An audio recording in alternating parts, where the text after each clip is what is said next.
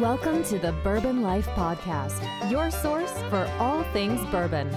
Join your hosts, Mark and Matt, as they drink and review bourbons, share news about upcoming events, interview the who's who in the bourbon world, and, most importantly, bring you along for the fun of living the bourbon life. Now, here's your hosts, Mark and Matt. All right, everybody, welcome back for another episode of the Bourbon Life Podcast. I'm your host, Mark, and with me here live tonight in the Bourbon Life Studios, it's my good friend, Matt. Matt, how you doing out there, man? Mark, I'm doing great out here. How are you? You doing okay? Doing great, man. I got whiskey lined up here. I'm ready to drink, you know. I mean, we're not around the flights of the round table here, but, you know, we're still having a good time in the basement hanging out, drinking some whiskey, right? Yeah, absolutely. And we haven't even begun yet, so we're having a good time when we haven't even started drinking. Speak for yourself, Matt. You know what I'm saying, man? Yeah, I was on vacation. Today was a vacation day for me. Came back from beautiful Pigeon Forge, Tennessee. Every just day went is a down for a day or vacation day two, for you headed down when to the you're living mountains the just to bourbon get life. away, man. So what'd you say, I man? said every day is a vacation for you when you're Every living day the is a bourbon vacation. life. Yeah, living the bourbon life, man, for sure. But no, man, I'm happy to be here, happy to be back. We got a great guest tonight. I'm excited about the show, and we've never had him on before, man, which is our oversight. We should have done this years ago, but I'm happy we're going to correct that tonight. But of course, I do have to say we are the Bourbon Life Podcast presented by Liquor Barn. We appreciate their support, everything they do for us. We couldn't do the show without Liquor Barn, and of course, all of our amazing sponsors, everything they do for us, the support they show us. We love everybody that helps us out with this. So thank you guys to all of our sponsors for what they do. Matt, with that said, would you like to tell everybody who we have with us tonight? Absolutely. Joining us is a guest that we have had on our little chalkboard for quite a while to get lined up, and I'm glad we're finally doing it.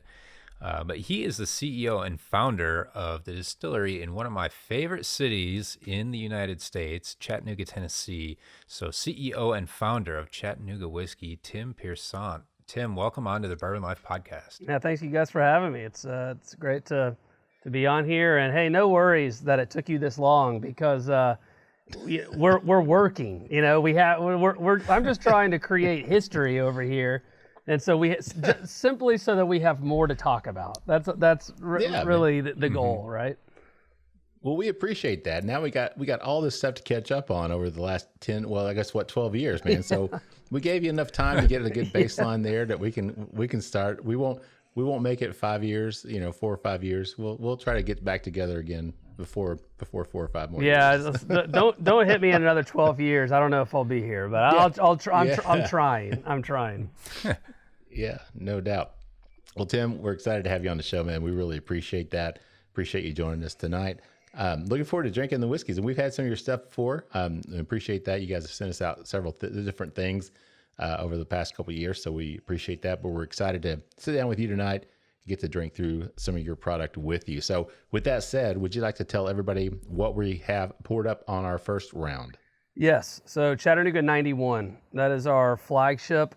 Really, 91 and 111 are considered both of our flagships because they're the only two products in our portfolio that share the same recipe.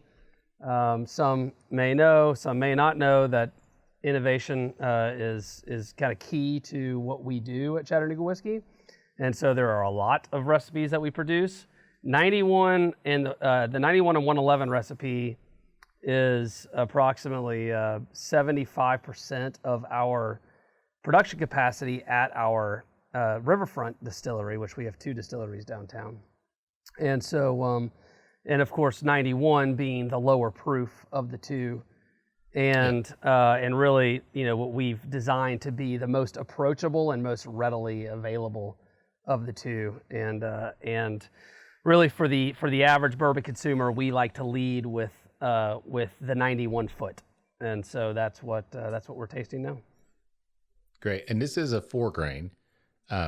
You got 4 different grains. Can you kind of tell us what? Yeah, what you got in there? we call it 4-grain 3 malt Solera barrel finished as kind of the 3 key points if you have to remember something about 91 and 111. They're 4 grains, 111 is not Solera barrel finished, but 91 is 4 grains, 3 malt Solera barrel finished. The grains are non-GMO yellow corn grown. All of our corn is grown exclusively by Catisa Farms in Riddleton, Tennessee. So it's a fifth generation farmer in Middle Tennessee that is very high quality. Everything we do is with as much intention as possible, and so we're very proud of that relationship, and also what he brings not just to Chattanooga whiskey but to agriculture in Tennessee, and then moving on from that, our rye, instead of a raw rye grain, we utilize malted rye. And we actually utilize two different types of malted barleys. So arguably, because they're both malted barley, you could say 3 grain, but it's 4 different types of grains going into the product. So you have caramel malted barley and honey malted barley. Those are the 4 grains involved. And then we'll probably talk more about this later, but because it's not a raw rye and it's not a small amount of pale malt barley, it's a malted rye, and it's 2 different types of specialty malted barleys. Our whole thing is Tennessee high malt, and so 4 grains, 3 malts, and then of course Solera barrel finished. Gotcha. So when you say Solera barrel, and we can talk about that because I know we're gonna taste the Founders later, and we get the 3 Solera barrels. But when you say it's Solera barrel finished, what does that mean so our listeners understand that? So historically, Solera barrel finishing is done in a pyramid of barrels, where you're essentially gaining complexity from different ages of barrels that are kind of flowing through this pyramid of barrels. And again, it's like a cast iron skillet where it's just a layering of complexity over time. We do that same process, but it's for Chattanooga 91, it's a 4,000 gallon white oak Solera barrel with a char on the inside of it. We have 3 Solera barrels, which is very unique to our operation and unique within the world of distilling bourbon. But specifically for 91, it's a 4,000 gallon white oak Solera barrel with a char on the inside. It holds approximately 100 barrels, 153 gallon barrels, and it holds them, and they mature. They continue to mature in there, but the primary maturation, of course, is done in a 53 gallon barrel. So they essentially graduate to straight bourbon whiskey in a 53 gallon barrel.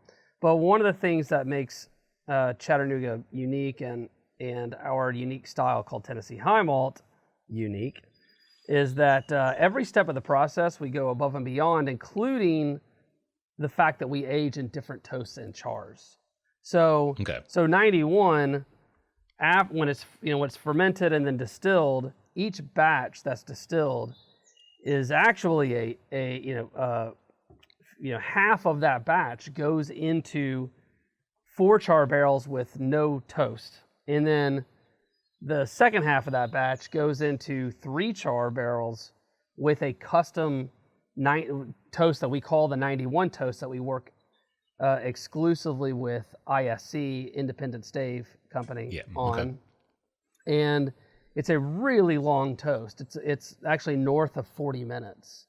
And then so the barrels go away to age for multiple years to graduate to straight bourbon whiskey. And then we will ultimately, after they graduate to straight bourbon whiskey, blend them together into that Solera barrel, where we're able to blend the unique nuances of 4 chars with no toast and 3 chars with a custom toast together for an indefinite period of time before they're bottled. So really, because a Solera barrel never runs dry, that layering of complexity is infinite, right? So you really, you have products that might be, 5, 6, 7, 8, 9 years old. You have products that might be, 3, 4, 5 years old. And so you can't really put an age statement to it because of the layering process. Yeah, and that's two things I was going to kind of point out and make sure I'm right on this. But you said obviously they go into the barrels, and they become straight whiskey, so they're aged for at least 2 years. That's correct. Right. And then they're put into the Solera barrel, where they could, I mean, any portion of any of those barrels could remain and commingle, and like you said, you could have part of a 8 or 9 year old whiskey in there that's commingling with a 2 or 3 year old that you guys just put in, and it never runs out. So that's kind of the process. Yeah, absolutely. And then of course, because we do the different toasts and chars, that's just an additional layer of complexity. Yeah. Man, that's a lot. Listen, that Chattanooga whiskey is a lot. I mean, we put a lot, into everything that we do, and I think only of our closest of fans really know how much we put into our product, and we're trying to get that message out every day, which here's a great opportunity today. So, well, we're happy to do that, Matt. Let's talk about the whiskey. Since we've kind of dissected it and we understand what it is and how they make it, let's talk about it in terms of the nose. What do you pick out on that? I really like the nose. I wasn't sure what to expect out of this, and I'm glad I went in with that, having I've not had the 91 before, but looking at the back, seeing the non-GMO yellow corn, malted rye, caramel malted barley, and also the honey malted barley. I know that Mark and I have had some products before with honey malt that can be a little bit strong. Sometimes that barley takes over on the nose and the palate of different things, but I don't see that here at all. I think the nose is really, really gorgeous. It's nice and fruity. I get like a lot of blueberries, mint, like a creamy, like pancake batter type nose. Just like really nice. Just absolutely delightful, complex, but just like it's a nose I just keep going back to. I'm really enjoying it so much. Yeah, it's really unique, Matt, because at first when I nose it, it's almost like very bright, very, very light, very bright. But then, you go back into it and you start picking out, okay, there's some rye spice, and it's malted rye, but you're still getting some of that spice, I think, that comes from that rye. And you start getting kind of what I would call bourbon notes. You kind of get the sugary type of aroma as well. To me, it comes across almost like a little bit of brown sugar. Maybe a little bit of the barrel as well, but not much. But yeah, I want to say I'm pleasantly surprised, because I don't know that I've had the 91. I've had other stuff, the experimentals and things that we've gotten from you guys, but I don't remember that I've had the 91. So, and like Matt said, we've had some in the past where we've had that malted barley and and it does sometimes overpower, but you don't have that issue at all on this one, man. So I think there's some reasons for that, and I understand that over the last several years, as craft has become more popular, and there's a lot of products out there that they're exploring more within the world of malted grains in bourbon and in American whiskey more than ever before. A handful of them have kind of given malted grains a bad rap. And I think this is where you get back to how every step in this process matters. Matt, you mentioned that honey malt sometimes in the past has maybe been off-putting or been too dominant, or I think a lot of that could have to do with the fermentation. What type of yeast are they using? How long are they fermenting? What's the temperature that they're fermenting at? What proof are they distilling at? Are they aging in 53-gallon New American White Oak barrels? Is it just a chard? What toast does it have in it? It's obviously not Solera barrel finished. Most of them are not anyway. So these additional steps in the process, they matter, and you can take a product like a really high quality honey malted barley, and that I think if you chew on it, if you smell it and you chew on it, it's really a delightful product. And then now how do you get that to express itself really well in a bourbon? I don't think the answer is a traditional 3-day high heat fermentation distilled at 100 and 150 proof and then just barreled at a 4 char with no toast and then thrown into a bottle or thrown into a barrel at 125 proof. Like, I don't think that's the answer. So I think if you work with that grain carefully, I think it will come out in a really beautiful way. And I think we've been able to capture that. Yeah, very, very well said. Yeah, I think your answer, Tim, already shows the intention that you put behind stuff. And we're only in the first round here. We've hardly even gotten into Chattanooga whiskey, and I can already tell the intention, the care, and the reason, the thought, the process behind every step of the way. I think we're going to be talking quite a lot and getting that gist throughout the evening tonight. Yeah, appreciate that. I agree. So, Tim, let's talk about you. We've talked about the whiskey. Let's talk about you, your background, where you're from, and how did you decide to? We don't want to necessarily start talking about the creation of the brand, but I mean, how did you get into the whiskey industry? So, born and raised in Chattanooga, Tennessee, and which it's kind of funny because back in the day that it felt like everybody was, and now all of a sudden, because Chattanooga's getting a little bit more on the map every day, it's like a rarity that I was born and raised in Chattanooga, Tennessee, and I am really passionate about Chattanooga being an awesome city and contributing to that. I worked for my dad, so I went off to Auburn University, graduated at Auburn in 2004, and my wife and I, I met my wife at Auburn, and then we married and moved back to Chattanooga and started our life here in 04, 05, and I worked for my dad for the better part of a decade, and my wife and I were living downtown, and we were part of a resurgence, a really big resurgence in downtown Chattanooga. We were at the beginning phase of that, and it was really cool to be a part of that. But from a work standpoint, I was not part of that. I was actually commuting to a city in Georgia, and while I enjoyed working with my dad, and we have a great relationship, and he's a huge Chattanooga whiskey fan, which has been awesome. It was not my future, and so a buddy of mine and I were constantly talking about, I was extra motivated to do my own thing, right? I was really extra motivated to find that, and we just discovered, we kind of uncovered. It was literally like turning over this stone, this unturned stone that had never been turned over before. And we discovered the history of whiskey in Chattanooga pre-Prohibition, and it just lit a fire under us instantly. We started Googling and making phone calls, and we could not believe that in 2011, no one had successfully brought a whiskey brand that had more than 30 brands in downtown pre-Prohibition. That in 2011, nearly 100 years later, no one had brought or revived a single thing back in distilling.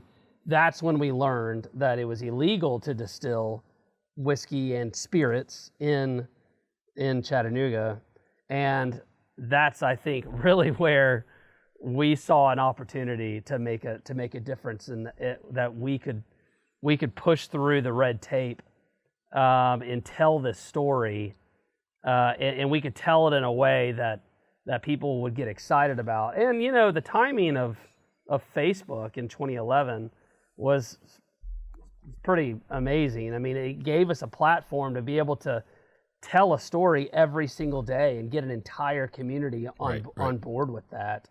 And it got the local media fired up, and, we just started to fight, and we started lobbying ourselves, and it was truly a snowball rolling down a hill effect, and then we all of a sudden we formed Chattanooga Whiskey, and we had to fight for 2 years to change the laws, but really it was that passion for bringing something back to Chattanooga that hadn't been done in over a century.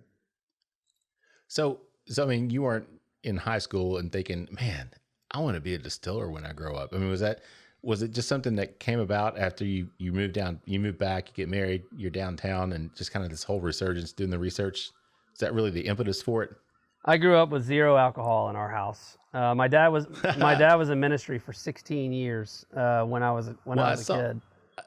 I think I saw somewhere you graduated from a Christian high school, so I was going to ask you about how that. Yeah, I graduated from Chattanooga Christian School.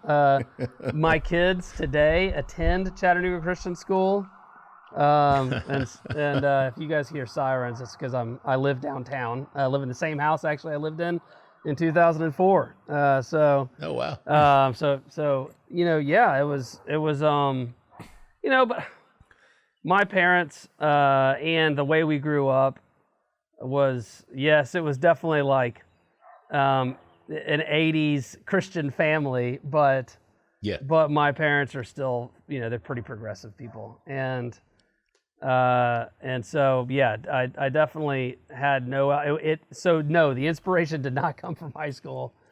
And it didn't come from college. I mean, I did drink a little bit in college, and I enjoyed some craft beer. Like I remember having an Abita, from New Orleans in college, and that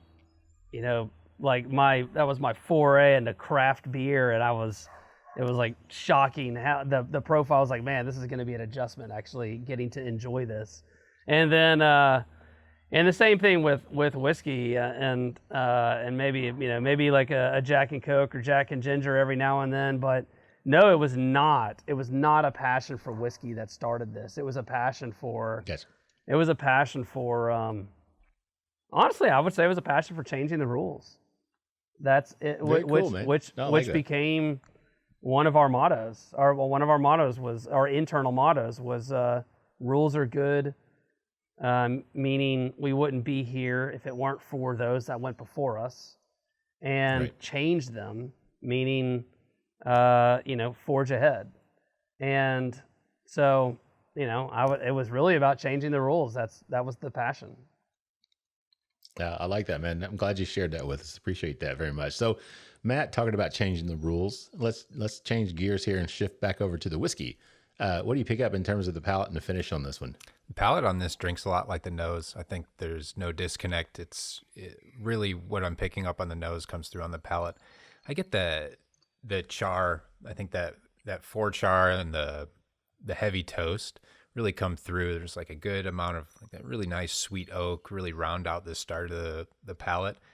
Then I get that blueberry note again, like it's like blueberry syrup, almost like blueberry jam type note comes through. Then the rye, a little bit of like light baking spice, touch of cardamoms, like some green peppercorn as well in there. Just like the corn drinks really well. This is like really, really good, flavorful drinking whiskey. It's really nice, really, really well done. I think 91 proof is a great proof for it, for everyday drinking whiskey. Yeah, it's definitely palatable. There's no question about that. It's not hot, at 91 proof. It's not something that's going to melt your face by any means. The rye does have a nice little kick to it. I mean, to me, I get a lot of, not a lot, but I do get that spiciness you talked about, Matt, the sweetness that you talked about as well. I almost get like a hint of like a chocolate as well on this one, like on the finish. There's almost this little, so you're talking blueberries, Matt, and I was like, man, I wish I could find that note and with a chocolate, because it'd be like a chocolate covered blueberry, but unfortunately, I wasn't able to pick out a blueberry. But no, I mean, I really like it. I think it's very well balanced, like you said, Matt. From the nose, there's no disconnect between the nose, the palate, and the finish. It really flows through very nicely, very consistent all the way across the board. So yeah, very, very nice. So Tim, what do we miss, man? I think I love those tasty notes, and I'm just really happy that you guys enjoy it. So a fun fact, just to throw this out there, because I don't think I've mentioned it yet, but the reason that it's 91 proof is because it came from the recipe came from the 91st barrel distilled at the experimental distillery. And the reason we chose that recipe is because we were coming out of an MGP product. While we were changing the laws, we were selling Chattanooga Whiskey 1816, which was the high rye MGP recipe. So we had this traditional high rye bourbon flavor profile that really a lot of our, Southeastern drinkers, Chattanooga whiskey drinkers adapted to. And then we're going to change it on them, right? We were going to 100%. It was a full Band-Aid rip one day, August of 2019. We stopped sourced whiskey. We started, we selected Barrel 91. We scaled it up to Riverfront. It matured to straight bourbon whiskey, and then we switched 100% of our sales over to this new 91 recipe. And so because of that, I want to say we had to get it right, but it was the most imperfect. We knew it was going to be imperfect. The whole concept was for it to be uniquely ours, and that's one of the reasons we chose 91. But another reason we chose the 91st barrel out of the first 100 barrels and recipes distilled at experimental. There were, as you can imagine, a lot of different recipes and options to choose from. Was because it brought a combination of what we love about straight bourbon whiskey and also what we love about these rich roasted and toasted grains. Yeah, right. Yeah. And the roasted and toasted is in all of our advertisement. This is the Tennessee way, made with roasted and toasted grains. So I think when you get, buttermilk pancakes, or I think some of the fruity flavor profile we think actually comes from the Solera barrels, and of course some of those rich roasted and toasted flavor profiles. That's what brings out your graham cracker or your pancakes, and I like to look at 91 and 111 as a s'more, and I like to reference, I feel like 91 is all the flavors you get on the exterior of the s'more as you get your first bite, and then as you sink your teeth into the middle of the s'more, that's when you start getting those kind of darker, richer flavors, and that comes out, and that's when you start getting 111, right? So I think what you guys are touching on is kind of, I mean, it makes sense. It's what 91 was intended to be. All right, Matt, we did well. Well enough, yeah. All right, well, guys, I'll tell you what, we're at the end of round one here. So, Matt, what are your final thoughts on the 91? I like it. I like it a lot.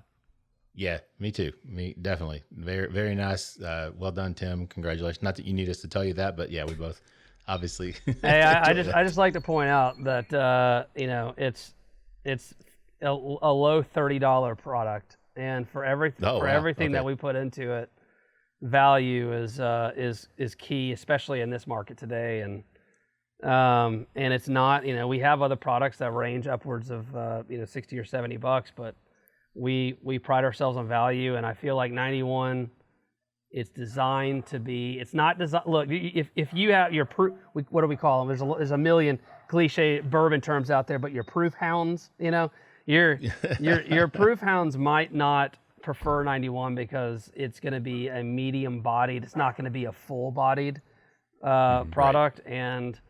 But man, for me, and I think for people that are looking for something that's a little bit more roasted and toasted, a little bit richer in flavor profile, but still light and approachable and easy sipping, I think 91 kills it. Yeah, definitely, man. It's very, very nice. I can't wait to get into this 111 in the next round. So let's take a quick break. We'll get a word from our sponsors. We'll be back with more with Tim Piersant with Chattanooga Whiskey in just a minute. Three Chords line of whiskeys embody the spirit of creativity. The whiskey is a true collaboration between producer and composer Neil Giraldo and master blender distiller Ari Sussman. The Three Chord team of expert blenders, coopers, and sensory professionals have developed a multi-step process they called Perfectly Tuned Taste. This process begins by carefully selecting the finest bourbon and rye whiskeys from Kentucky, Tennessee, and Indiana, and then blending them together. Find out more about the whiskeys and distribution in your area at www.threechordbourbon.com. All right, everybody, welcome back for round 2 of the Bourbon Life Podcast. I'm your host, Mark, and with me here tonight live in the Bourbon Life studios, it is my good non-beanie wearing friend, Matt. Matt, how you doing tonight, man? Mark, I'm doing great this evening. And yourself? Things good in Mission Control Situation Room? Mission Looking Control. Good there? Yeah, man, got it all under control. Got the, UK Blue, since he's an Auburn guy. Got my UK Blue light going in the background. Go Cats, yeah. We're going to have an SEC showdown right here on the Bourbon Life Podcast.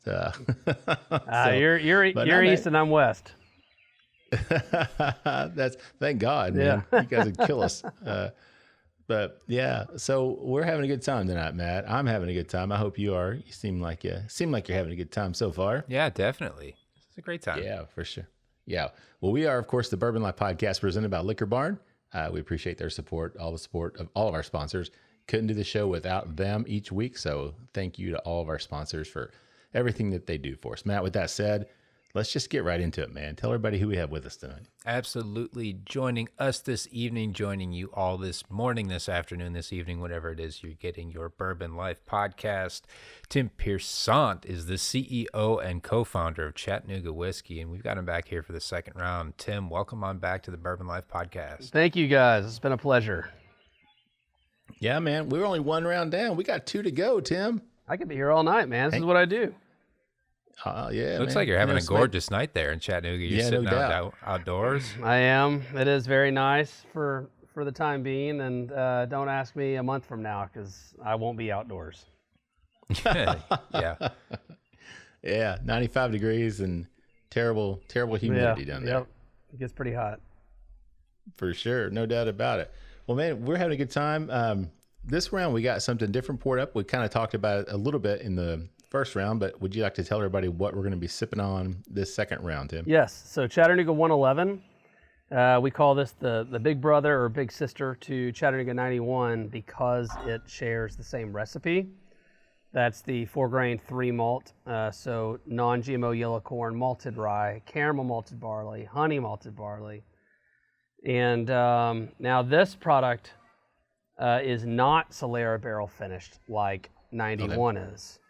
One of the key differentiators is that this is an unfiltered barrel forward product, and so we promote the more of the barrel character out of 111 because of that, and the char, of course, that is in half of those barrels. It is still a blend of 50-50, 4 chars with no toast, and then 3 chars with our custom 91 toast profile. But again, with it being unfiltered, we allow the char sediment to pass through from every barrel into every bottle, which creates significant viscosity, full-bodied flavor, and really kind of enriches and deepens a lot of those flavors you get out of 91. It goes several layers deeper. Yeah. Matt, what are you picking up in terms of the nose on this one, man? Yeah, it certainly does have a really rich nose. The barrel comes through with both the toasted oak qualities, kind of like those light campfire, marshmallow type notes as well, but also that heavy char, like those deep wood sugars, that char note really come through from the barrel. Like just think of like that really nice like campfire wood aroma, not even like the smoke, just like nice woody aroma. But then the bourbon in there itself like lends to some really, really deep, rich, roasty, malted flavors as well. I think like that toffee note comes through, the roasted and toasted notes on the malt really shine. There's a sweetness from the corn, and also this the rye plays really well in it. It's just a really nice, like really rich, complex nose that brings together, I think, all the best parts of both distillate and barrel. Yeah, man. I just bit into a delicious roasted marshmallow, and there's a nice little cake of chocolate off of that s'more that Tim was talking There you go. about Yeah, earlier, exactly. I'm glad you get it. I mean, yeah, man. I mean, seriously, I'm sitting here just nosing this, and this is almost dessert-like Yes. to me. It's kind of crazy how I mean, you talk about pancakes, and now I'm thinking maple syrup. I'm thinking, toasted marshmallows, thinking all that good stuff. But still, that little bit of rye still comes through to me. I picked it up on the nose on the 91, so I get a little bit of that kind of peppery kind of aroma as well, almost like a peppered maple syrup, or peppered bacon, without the bacon, of course. But you get that syrupy, sweet, peppery flavor. Yeah, man, that's really nice. So, Tim, anything else we missed on that one? No, I think you guys, it sounds like you're picking up what I'm putting down. Oh yeah, we're picking it up. When you get just the richness of the product, you mentioned you might get a hint of chocolate out of 91. I think 111, yeah, you might, it's designed to get a hint of chocolate, but 111 is really designed to bring that chocolate out of the flavor profile. And it sounds like you guys are enjoying the experience. Dessert profile for sure. We hear that a lot. That 111 is super rich, and it's certainly what I love about it. And yeah, man, it's the center of the s'more. So yeah. So Tim, I'm curious, man, because I'm a neat drinker for the most part, right? So I'm just curious if you drop ice in this one, thinking of it like a dessert type of thing. And I think sometimes people want to drop ice in whiskey as well. And does that change that complexity much on that, or does it change the way it tastes? Oh, you're drinking. Okay, there you go. Well, look at me. I've got ice in my bourbon as we speak. So all right. Yeah, of course. Yeah, it unlocks flavors for sure. I'm a huge fan of trying everything neat and then trying everything with ice in it. And me personally, I'd say that half the year I'm drinking it on the rocks and half the year I'm not. And yeah, you're absolutely unlocking additional flavors by dropping ice into the product. I love 111 on the rocks. 111 is it's high enough proof. Our barrel entry proof is 115. Actually, okay. So again, every step of the process, it's not just 115. We actually go 113, 115, 117, and we do that because we believe that we don't want to just lock ourselves into one singular barrel entry proof. So. Again, that's for complexity reasons. That's for bringing the best out of the product that we can bring out of it. But regardless, you blend those together. Let's just say an average of 115. That's a pretty low barrel entry proof, and because of that, we have, it says cask on the label.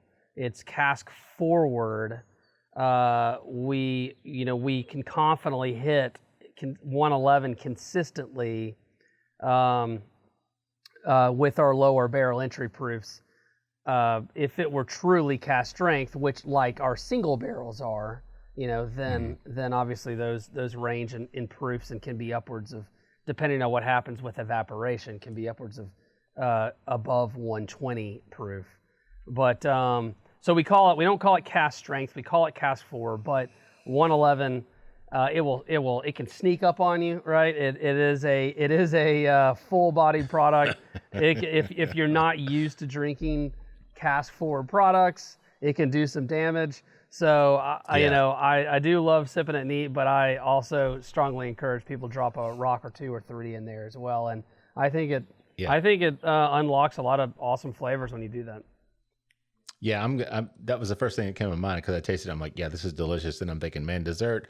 Maybe some ice. So I'm definitely going to have to try this. Matt, you got the bottle out there. If you don't care, hold that up so everybody can see what we're talking about here. Forgot to do that. Yeah, there you go. So everybody can see. Beautiful bottles too, by the way, man. I love the look of those. It's almost like a Prohibition style type of bottle to me, with that glass that you get the raised glass, you got the design and everything. Was that kind of the theory on that? Yes, it was. And all, there were some elements of bottled and bond that are in that. We call it the hug, where the label kind of wraps around. And right. Yeah, I think there's lots of inspiration in that packaging. We take our packaging really seriously, primarily because it's not only one of my passions, but the first employee we we ever hired back in 2011, 2012 was our creative director, Rich Abercrombie. And to this day, Rich Abercrombie, nearly 13 years later, is still our creative director. And we've done 100% of our branding and our packaging in-house. And it's just been such an amazing storytelling, piece of what we do. It's critical to what we do. And we've taken a lot of elements of the 1816 packaging that are in there that it might not be as obvious to the average consumer, but man, there's just layers and layers of storytelling in our packaging, and I'm super proud of it. Yeah, it looks beautiful, man. Very, very beautiful bottles you got there. So let's talk about the brand itself. Talk about the creation. If you can share with our listeners, you kind of talked a little bit about how you decided to do it, and your passion for it. That it really wasn't about distilling initially, but can you talk about how the concept, everything came together to kind of put you on that path to start the brand, and how you went about doing that? Yeah. So when my co-founder and I were exploring or uncovering pre-prohibition whiskey in Chattanooga, there were so many brands, and it was just so, especially in 2011, it was so cool and nostalgic, and you're looking at all that stuff, and you could revive any one of those brands. But for us, it was really about telling the story of bringing this back to the city of Chattanooga, and that's why we decided to call it Chattanooga Whiskey. We wanted it to be all-encompassing. We wanted it to be all-encompassing of great whiskey that was once made, and then of course proudly representing the city today and in the future. And so we launched Chattanooga Whiskey. We worked with a local designer to start telling the story. The city, before it was actually legally a city, the first community was established in 1816. That's why we called it 1816 back then. That was formed at Ross's Landing from Chief John Ross, and so the 4 number thing, no one ever got right. No one could ever, it was like when you're building a brand, we wanted to tell the story Chattanooga Whiskey 1816, but a lot of people were like, well, they would confuse, like, okay, they would remember the 1816 part, they wouldn't remember the Chattanooga part, or they remember the Chattanooga part and they wouldn't remember the 1816 part, or they never, it was the the war or battle of 1812, and they would never get 1816 right. So ultimately, as we went through our lobbying phase, it became about Vote Whiskey. Vote Whiskey was the catalyst to creating awareness and driving the community behind getting these laws changed. We fought the county at the county level. We fought at the state level. We formed new House bills, House Bill 102, Senate Bill 129. We changed the distilling laws and made it legal for the majority of the 95 counties in the state of Tennessee, really only because we wanted to distill in Chattanooga, Tennessee, but the only way to do it was if we changed distilling laws across the entire state of Tennessee. My co-founder and I split in 2014. I was through the process of trying to keep the the wheels on the rails. We explored the operation up at New Riff because we were working with Vendome on trying to create our manufacturing equipment. They introduced us to Brian Sprantz at New Riff, who introduced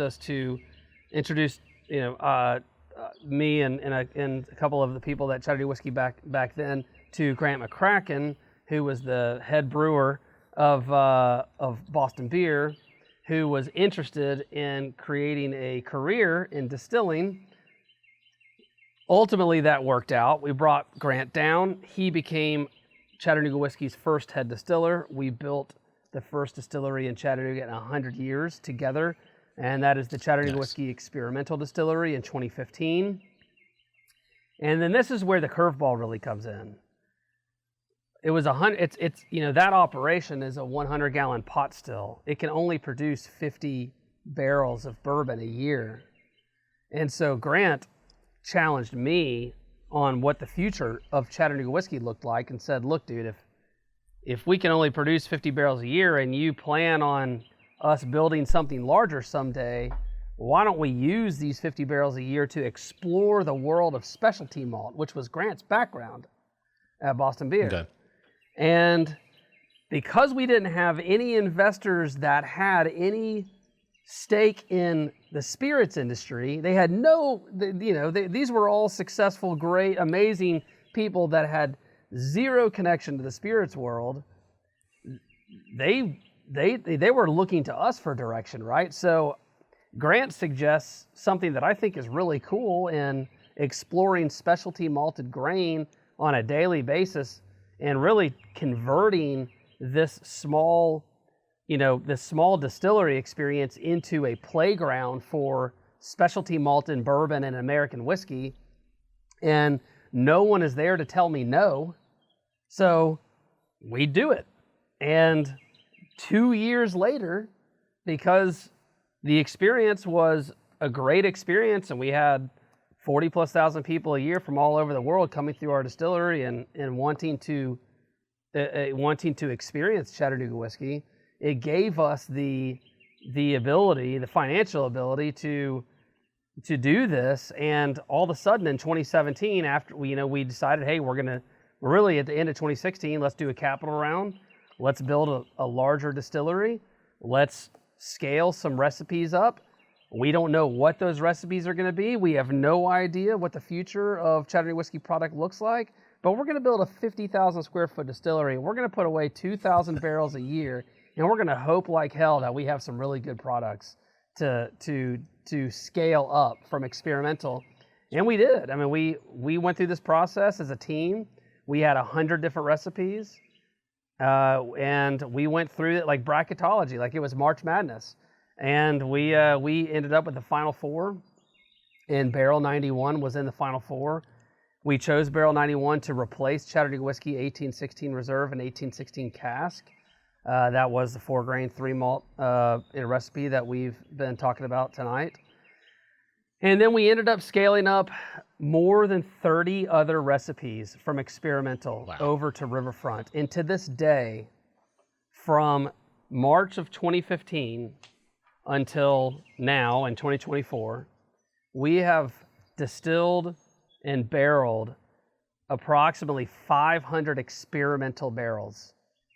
That's the vast majority of those are different recipes. I don't know, 300 plus different recipes at least in that. I mean, most of our batches don't exceed 2 to 3 barrels. So, then, over at Riverfront, we've scaled up 30 plus recipes. We've been able to put away approximately 2,000 barrels a year, and we've scaled up to 16 states. We are north of a 50,000 case brand as a small, independently owned, privately owned, locally owned distillery, and I think we're one of the very, very few that's been able to accomplish what we've been able to accomplish to this day. Yeah, man, that's incredible, man. Mm-hmm. Absolutely amazing. So Matt, let's jump back over to this 111. Talk a little bit about it in terms of the palate and the finish. What do you pick up on that? The dessert notes are definitely on the palate for me. There's like waffle cone batter, and it comes across right up front. Some of those fruit notes too that I picked up on the 91 are almost like a little more subtle, like not as pronounced, but definitely there. There's like some like really nice like dark fermented grape or like raisin notes. Just again, like kind of playing with the sweetness of the waffle cone, sort of the rye spice comes in, some of those baking spices as well out of there.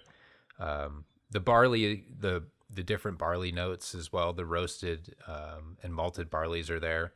in sort of that chocolate note that we were talking about, Mark. Some of the graham cracker, almost like bread pudding type notes to really play through. And then it drinks with more body, a little oilier, definitely a longer finish, certainly not at all hot.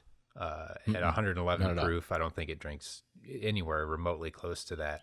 I think it's very, very nice and approachable. I don't believe that anyone would find this to be super, super warm, but probably with a cube or two in there, just unlocks even more.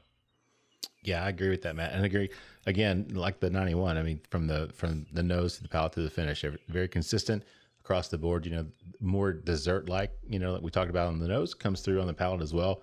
I get almost like a little hint of leather on this one, almost like it's an older type of whiskey. So it's kind of unique and I don't know if it's the malt that's doing that or if it's just the actual whiskey itself that it has that flavor profile to it, but it's almost like a slight hint of leather. But that chocolate does come through more pronounced on this one for me than the 91. Matt, you talked about the fruitiness as well. There's a sweetness to it, but it is like a fruit sweetness as well. And I can't put my finger on what it actually is.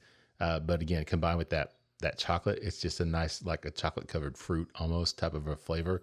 But yeah, and that finish, man, it's just a nice rye, a little bit of spiciness on there, but the sweetness keeps coming back. It's kind of a contrast between sweetness and a little bit of spiciness and a sweetness. Very, very nice, man. Really like this. Tim, what else? Anything else on the palate and the finish? No, I think chocolate covered cherry is a very popular. Yeah, okay. Yeah.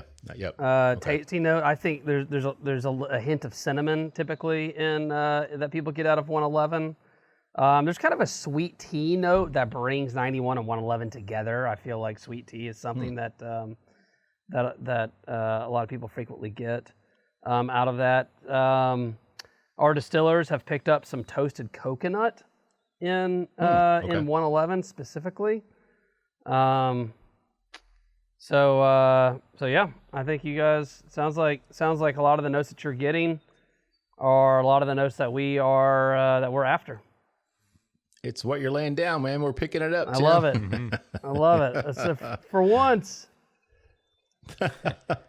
So Matt, we're at the end of round 2 here. So what are your final thoughts on this one? Oh, it's great. It's a good progression to go through, drink the 91 and then drink the 111, tasting them back to back. Really, again, shows like the intention behind the reason for each. Yeah, I agree. Very nice. I'm glad we switched that up. Tim, I thought, initially I was like, probably going to want to do it that way. It makes a lot more sense to do 91 and 111. Yeah, we got something. Yep. Yeah, I like to introduce people to the kind of the lighter side. It's like a palate warmer upper, before you dive into the deep end. Yeah, very, very nice. Looking forward to round 3 for sure. So guys, let's take a quick break. Let's get a word from our sponsors, and we'll be back with more with Tim Piersant, the CEO and founder of Chattanooga Whiskey, in just a minute. Welcome to the kitchen table at James B. Beam Distilling Company, where every visit is a celebration of tradition and flavor. Did you know that the kitchen table is nestled right within the heart of the distillery? That's right. You can experience the essence of James B. Beam's legacy while savoring their delectable dishes. Join them every Wednesday through Sunday from 11 a.m. to 5 p.m. for a culinary journey like no other. Planning a special event? Let the kitchen table be your host, creating unforgettable memories for you and your guests. And don't miss their upcoming Valentine's Day dinner on February 14th, featuring a 4-course meal highlighting the best of the kitchen table. For more information and reservations, visit beamdistilling.com. The kitchen table at James B. Beam Distilling Company. Come as a friend, leave as family. All right, everybody, welcome back for the third and sadly final round of the Bourbon Life Podcast. I'm your host, Mark, and with me here tonight, live in the Bourbon Life Studios, it is my good friend, Matt. Matt, how you doing out there, man? Mark, I'm doing great out here. Nice to be sitting down in the Bourbon Life Studios, getting another one down, laying down an episode here. Yeah, man. You know what, Matt? I'm going to get you one of those little foot pedal things. You can put it under the desk, so when you're sitting out there, rather than just sitting there drinking whiskey, you can sit there, drink whiskey, and pedal. So I've got you doing some exercise while we're doing this. Yeah, God forbid I actually get to enjoy an evening off. Or I get you a treadmill, a little tread. I'll get you just a walking treadmill. You can stand at the desk and just walk the whole time while Wouldn't that be great? Yeah, look forward to it. Oh, man. All right, guys. So we are the Bourbon Life Podcast presented by Liquor Barn. We appreciate their support. We appreciate the support of all of our sponsors. We could not do this show every week without their assistance and help. I couldn't bring you great guests like the one we have tonight for sure. With that said, Matt, would you like to tell everybody who our great guest is that we do have with us this evening? That's right. Back for the third and final round here on the Bourbon Life Podcast is Tim Piersant, the CEO and founder of Chattanooga Whiskey. Tim, welcome on back. Thank you. It's been a blast. Hey, thanks for not leaving. Yeah, thanks for sticking around, man. Well, I mean, we're just hanging out and drinking, so I don't want to leave. No doubt. Oh, yeah. Yeah. Oh, it's funny though, when you messaged me earlier, I was like, man, I remember those days. They were long gone for me, man. But yeah, I get it. Oh, yeah. Nice to have a little break. The kids being out for summer. Yeah. It's good for the first 2 weeks, and then the rest of the summer sucks. So. Yeah, it's like daddy needs a little break, kids. Daddy's gonna be on the porch. Just daddy's working. Don't worry about daddy's break. Mommy needs a break. That's the real. Yeah. I feel this right here is a real luxury. So let's keep this thing going all night if possible. There you go. We're gonna keep going. Right, we're gonna set a world. I think our record is a little over 2 hours with Fred No. Of course, once you get Fred No talking, it's hard to get him to stop, which is great. We had a great time. But yeah, he holds the record. He and Freddie hold the record at a little over 2 hours on the podcast. So you got a ways to go for that one too. Yeah, I'll try. I mean, brevity is not my specialty, but I am not going to try and compete with Fred. So. Yeah. Well, we appreciate our listeners probably appreciate that too. They're probably like, man, 3 hours of this guy. Yeah. Come on. No. Nobody wants to listen to 3 hours of me. Oh, man. No, it's a great story, man. I love what you guys have done, man. It's been a lot of fun learning about the history and how you guys, a lot of hard work that went into just getting you to the point where you could do this. And then the hard work that goes into actually, running and building a distillery. So third round, we got something special poured up here for us. If you want to tell everybody what we're going to be drinking on this round, that'd be great. Yes. So this is the Chattanooga Whiskey Founders Anniversary Edition. We only do once a year for our anniversary. This is the third iteration. So we had a 10th anniversary, 11th, and 12th. And for the 12th anniversary, it is a unique blend of our 3 different Solera barrels that is very unique to Chattanooga Whiskey's operation. And we call this a blend of our past, our present, and our future. So the past would be the Chattanooga Whiskey 1816 that came from MGP that I referenced earlier. The present would be Chattanooga 91 in the 4,000-gallon White Oak Solera barrel, which is our flagship. And then our future is a 1,700-gallon White Oak Solera barrel that has more than 30 different recipes in it from between our riverfront operation and our experimental operation. And that is our commitment to exploration and to innovation, and that is what we call Infinity. And so Founders is a blend of 91, 1816, and Infinity, and each year it's not only a different percentage of each one of those Solera barrels, but the Solera barrels themselves evolve over each year. So, yeah, okay. So Matt, what do you pick up on this one in terms of the nose? It's got again, that really rich and complex nose on this one. I haven't really had enough time with it, but initially I'm picking up a lot of fruit notes. Yeah. It's like good. If I didn't know better, I'd say this is almost like a wine barrel finished whiskey. I'm picking up all these type of kind of rich fruit notes, Matt. I don't know. Do you agree with that, or he's like, no? Possibly. I could see like some of like the dark stone fruits. There's like a little bit of fig or almost like bright apricot something to it as well. But good barrel influence with it. I think the corn comes across really well in this. There's like a sweetness, kind of like a cream corn, almost like a caramel corn note to it. I think it's really inviting, really nice on the nose, but I think it's really complex. I could imagine like sitting around and just finding a whole lot more as it continues to open up in the glass, but just really, really lovely. Yeah, I get that. You know, Matt, I always talk about Topps baseball cards. You know, you open up that pack, you get that pink bubble gum in there, that cornstarchy white powder all over that crumbly stick of gum, but it had that wonderful sweet aroma to it. I actually picked some of that up on this when I first nosed it. I was like, man, that's really nice. But I get that fruit smell, like you said, like stone fruits of some form. Mm-hmm. And like I said, almost like maybe a wine barrel finish. It's what it kind of struck me as. But a lot of that sugary notes as well. To me, it's again kind of like a dark, almost like a brown sugar, maybe molasses type of smell. Just kind of very dark sugary note that comes through. So yeah, man, very, very nice. Tim, anything else that we didn't point out on the nose on that one you can think of? So some of the fruit notes that you might be getting, I get as well, and it's like a combination of like Tootsie Roll and maybe some like dark red fruit, and that I think that is super present in our Infinity Barrel. That is largely malt. I mean, it's different. It's a variety of different rye malts and in different specialty malt barleys that are in that. So I think the Infinity Barrel itself.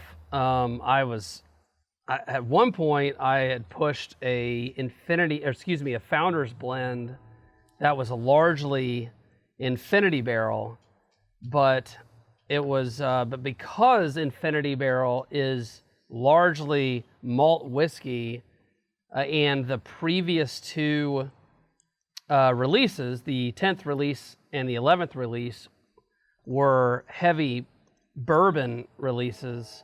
Technically 11th was not a bourbon, but it was still heavily bourbon influenced. Technically 10th was a bourbon.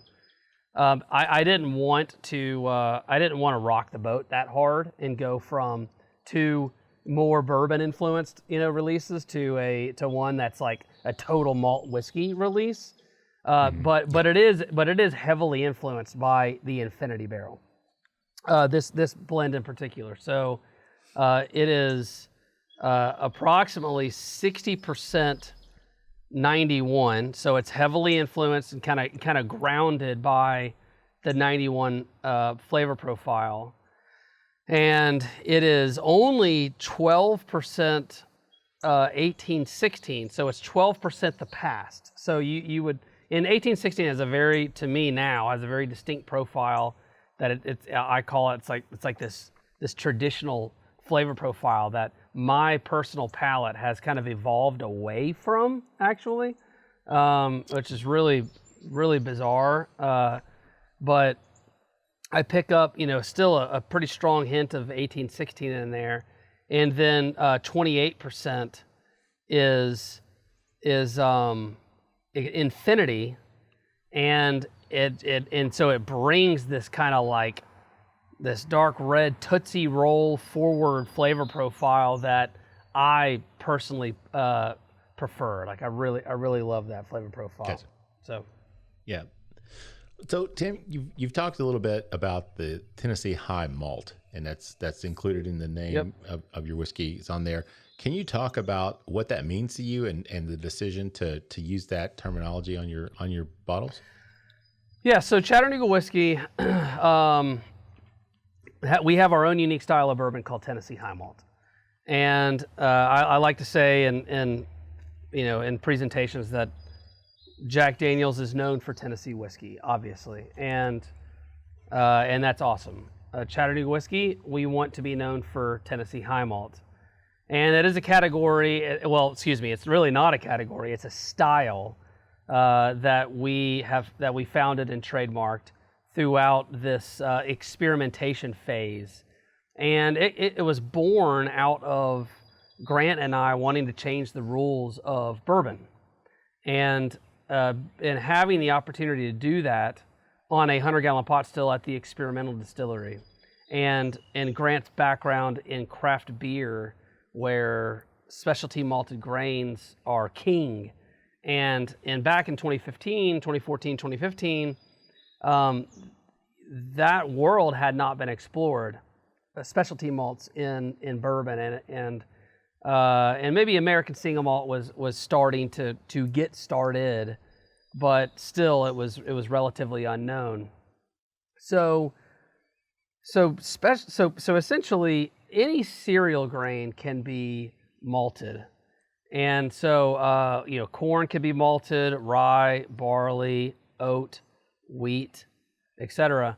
And what you're doing is you're taking that cereal grain, you're steeping it in water. It's beginning to sprout. There's a germination process, and then you're kilning it. And in the kilning process, based on time and temperature, you're roasting and toasting that grain. And there are a variety of maltsters out there that are working with farmers and grain suppliers, and it's an amazing craft within itself, and it's expensive. I mean, malted grain is on average probably 10 times the cost of raw grain. Oh, wow. And I didn't know it was that expensive. Yeah, it's very expensive, and so traditionally you don't have bourbon distillers really leaning on malted grains, because it's really about corn, rye, pale malt barley, or corn, wheat, pale malt barley, and allowing the barrel to do the heavy lifting when it comes to the flavor profile, the caramels, the vanillas, like those things, right? Yep. And it's not as much about the versatility or the variety of the recipe and the grains and the specialty malted grains that go in the recipe. And that's where we wanted to change the game. We wanted to change the rules. And that's where Tennessee High Malt was born out of the experimental distillery and exploring the different recipes. And then we were bold enough, I think, to find a recipe that we thought could compete with any bourbon, with any traditional bourbon out there, and that was the 91 recipe, and scale that up to a pretty significant level from a craft perspective. Yeah, and that kind of segues into the next question, and we alluded to it a little bit earlier when we were talking about the 91. Going from sourced whiskey from MGP and dealing with, I guess, a higher rye kind of bourbon to creating your own product. You're building a fan base, obviously, with people using sourced bourbon, and then it comes to a point where it's like, well, we're gonna be switching to our own distillate. Can you talk about that? Because I don't think a lot of people understand what goes into that and how big of a change and a big decision that actually is. It was scary. I'm sure it was, man. Can you talk about that a little bit? Yeah, it was very scary. We had built. I want to say we got 1816 up to about 16 or 17,000 cases in sales, wow, in annual sales. And for a very small company with just a few employees, that was a lot of revenue. That was our bread and butter.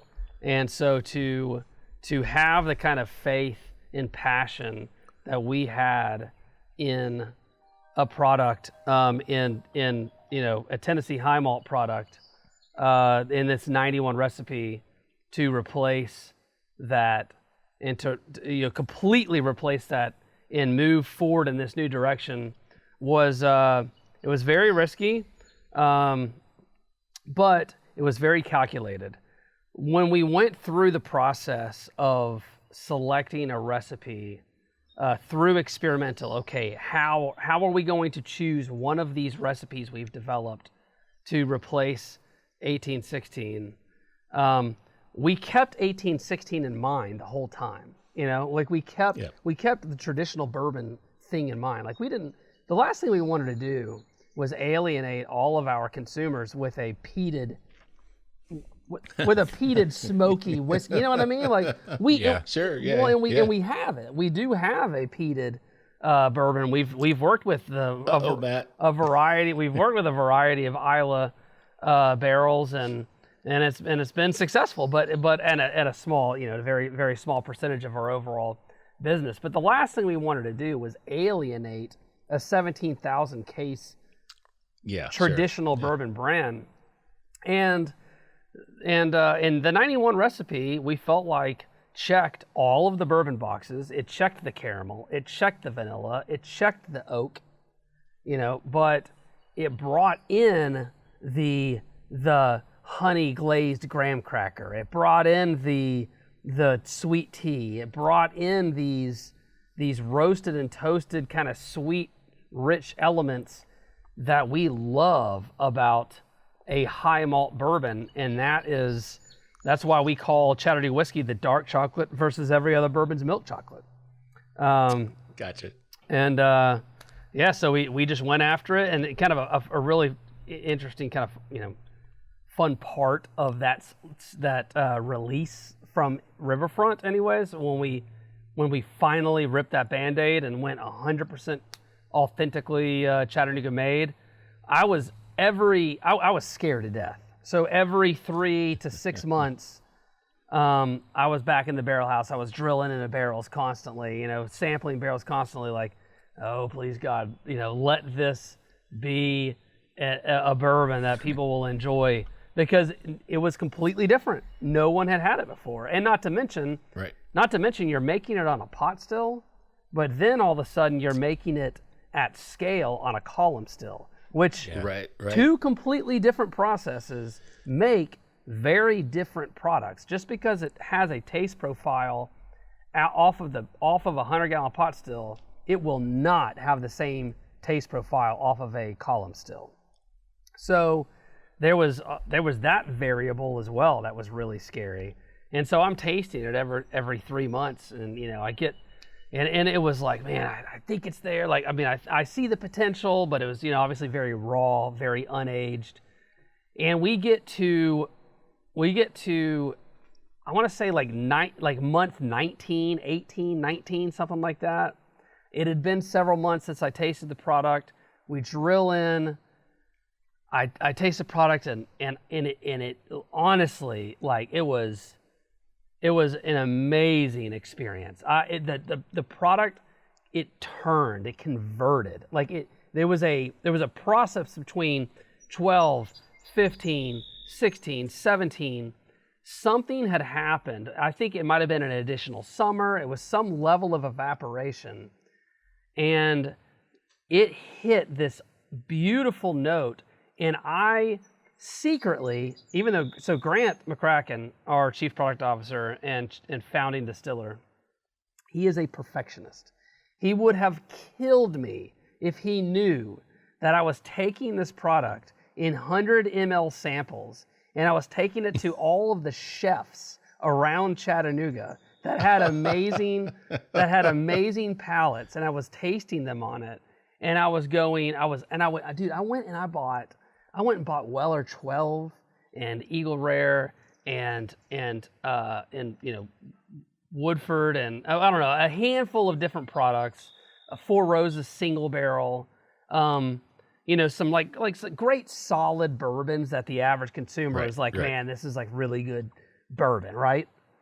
And I put them all in 100 ml bottles, and I blinded them in 100 ml bottles, and I put Chattanooga Whiskey 91 recipe, toasted barrel, 19 months in that blind. Didn't tell them what anything was in there. I blinded close to 100 people in Chattanooga. I would say the vast majority, chefs, head bartenders, refined palates, and Chattanooga Whiskey 91 won. I don't have the exact number. It's over 90 times. I want to say it was like 92 or 93 of the 100 times. And every single time I asked them, what is the age of this product? And they would say, I would say like between 8 and 10 years old. What is the proof of this product? I would say like between 90 and 100 proof. It was 19 months, and it was 118 proof. Wow. And that's crazy, that's man. That's when I knew. To me, that was the answer. It was like, all right, guys, look, we've hit it. Like, this is our future right here. That's great. Speaking of the future, Matt, let's talk about this Founders. Talk about the palate and the finish on this. What do you pick up on this one? The malt is definitely there. I think on the nose it's a little subdued, but on the palate, that malt, the Infinity blend, the Infinity Solera definitely comes through and shines on the palate. There are those like rich roasted and toasted notes we're talking about, like the rich cereal grains. Think of like toffee, kind of chocolate, roasted, rich notes. I get like chocolate covered strawberry on this one, kind of like all day long, with like cocoa, like a dark chocolate cocoa dust, or like kind of just this bitter cocoa at the end. And then at 100 proof, I think it actually has a nice warm, long finish to it as well. I think some of the other product coming through really adds to that longer finish. But this is like a great expression of the malt that you were talking about, Tim. Awesome. And going that direction, and maybe not going like whole hog into the malt, but letting it play more of a star. I think this is doing it really well. Awesome. Yeah, I agree, Matt. Lots of chocolatey aromas, flavors. I get like this little whiff of coffee as well. On the finish, especially. Just kind of, it's like every time I take a deep breath or something, it's like this, because I love espresso, and it's like I get that little hint that reminds me of an espresso, and I'm sure that's from the malt as well. But yeah, man, just very nice, man. Just from nose to palate to finish, Tim, this one across the board, it just hits all the right notes, man. It's delicious, very drinkable at 100 proof, like Matt said. Just really nice, man. So awesome. Anything we missed in terms of palate and finish on that? No, it's your palate. I think you guys. I love the toffee notes. I love anything in that realm. I think that is absolutely what we are after. Each Founders is going to be a different flavor profile because it's a different blend of the 3 Solera barrels. Like I said, the Infinity barrel, it changes a lot from year to year. Even though we never drain the barrels, of course, for the Solera process. We only produce about 1,900 cases of Founders. So when you spread that over 16 states, it does not get very far, as you can imagine. So it's a pretty limited release. And so far, it's been really fun to see people's reactions about, it's got a little bit of that tradition in it, in 1816. It's got that core of 91 in it, that kind of honey glazed graham cracker type note, and then it has that high malt influence in it that is very kind of toffee, strawberry, those notes that you guys are talking about, and it's just super complex, and that's what we love. We love the complexity of the products we put out. Yeah, just very nice. I actually had to pour myself a second one already, just to because it's so good. So, but we're almost at the end of the episode here, man. Believe it or not, unfortunately, because I think we could probably go for another hour or longer on this one, Tim. But I would be remiss if I didn't mention that you guys, I believe, were the craft producer of the year last year. Is that right? With the Icons of Whiskey? We were. Thanks for bringing that up. Yeah, we were super proud to be named the craft producer of the year for both nationwide and worldwide. We had to go against some great distilleries to get that. And, there's a lot of awards out there, right? I think we're north of 50, and while we are a very award-winning bourbon, there are products out there that have many more awards than we do. But for us, the reality is that the craft producer of the year worldwide actually speaks to what we do, and we believe that we earned that. We believe that we are the best craft producer worldwide. So it was an honor to get that and tout it every chance we get. So I appreciate you bringing that up. Sure. Yeah, congratulations. Thank you. So before we wrap it up, anything future, what's it look like? Anything coming up, big time, big news? Anything you want to share with us, breaking news on the Bourbon Life Podcast tonight, Tim? Man, this is it right here, is to share the good news of Chattanooga Whiskey, is to let people know that what we are doing is truly unique. It is truly high quality. It is truly craft. It is independently owned. It's our own unique style of bourbon, and we think we're the best at what we do. And so, when it comes to Tennessee and what is being produced in Tennessee, there's a lot of distilleries. There's a lot happening here, like there is now in most states of the U.S. And we believe that we're number one. And so we don't get an opportunity to tell that story often enough. And I just appreciate you guys giving me the opportunity and the platform to be able to tell it. Well, we appreciate you joining us, man. We've had a good time tonight. No question about it. I always like to ask our guests before we close it out, what's been the best part of this journey for you so far, Tim? It's the people. I mean, the people and the branding, the storytelling behind branding. I mean, I like to be able to. This is kind of funny. I started Auburn as an art major. And I met my wife in figure drawing class. We were actually we were drawing nude models together. That's literally how we met. And both of our passions were fine arts and eventually graphic design. I ended up changing majors to communications. She graduated in graphic design. I finished in communications.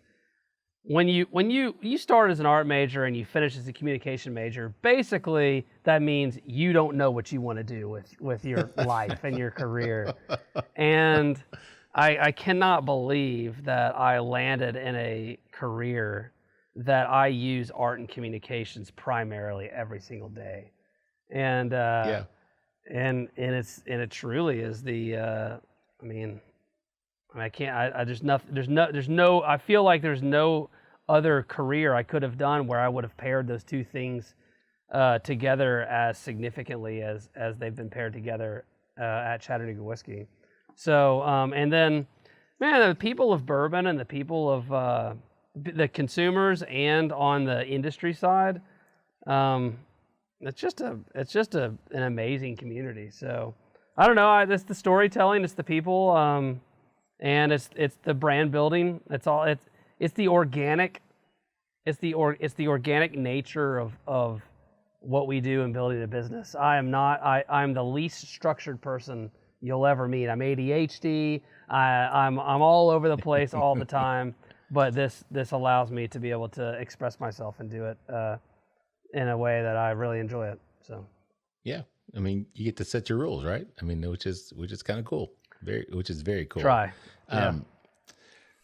So folks coming to Chattanooga, they can visit the experimental distillery. Is that right? You guys have tours and things there? Yes. So the Chattanooga Whiskey Experimental Distillery, it's one of the top tourist attractions in Chattanooga, rated by TripAdvisor, not just my word. And it's open 7 days a week. So please come and take a tour there. We do tours every hour on the hour.